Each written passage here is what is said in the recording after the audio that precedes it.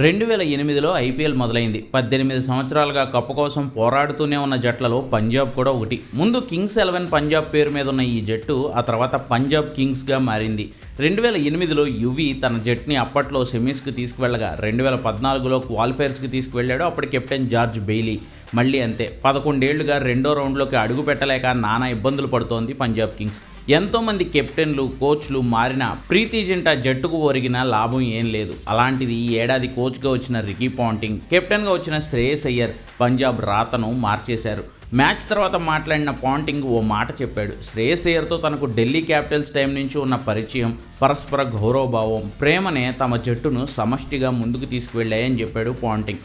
మిగిలిన జట్లకు భిన్నంగా విదేశీ ఆటగాళ్లపై పూర్తిగా డిపెండ్ అయిపోకుండా లోకల్ టాలెంట్ పైనే నమ్మకం ఉంచింది పంజాబ్. ప్రియాన్ష్ ఆర్య, ప్రభసిమ్రన్ సింగ్, శశాంక్ సింగ్, నేహల్ వదీరా, హర్ప్రీత్ బ్రార్ వీళ్ళంతా అన్క్యాప్డ్ ప్లేయర్స్. ఎప్పుడూ టీమిండియాకు కూడా ఆడని వీళ్లతోనే పంజాబ్కి విజయాలు తెచ్చిపెట్టింది పాంటింగ్ అయ్యర్ జోడీ. బ్యాటింగ్లో ఆర్య, ప్రభసిమ్రన్ సింగ్, శ్రేయస్ అయ్యర్ ముగ్గురు కూడా 420కి పైచిలుకు పరుగులు స్కోర్ చేయడం మిగిలిన టీం మీద ఇబ్బంది లేకుండా చేసింది.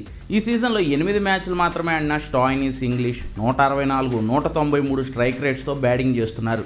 సీజన్ ప్రారంభంలోనే లోకీ ఫెర్గ్యూసన్, గ్లెన్ మ్యాక్స్వెల్ సేవలను కోల్పోయిన పంజాబ్ ఎక్కడా తడబడలేదు. హర్షదీప్ సింగ్, యూజీ చాహల్, మార్కో యాన్సన్ తమ బౌలింగ్తో, మార్కస్ స్టాయినిస్, జోస్ ఇంగ్లీష్ లాంటి ఇంటర్నేషనల్ అనుభవం ఉన్న ఆటగాళ్లు జట్టుకు అవసరమైనప్పుడల్లా భారాన్ని మోస్తూ యంగ్స్టర్స్ స్వేచ్ఛగా ఆడుకునేలా పంజాబ్లో ఓ కల్చర్ను డెవలప్ చేశారు. ఫలితంగా పంజాబ్ ఓ ఛాంపియన్ తరహా ఆటతీరును ప్రదర్శిస్తూ క్వాలిఫైర్ 1 ఆడే వరకు చేరుకుంది.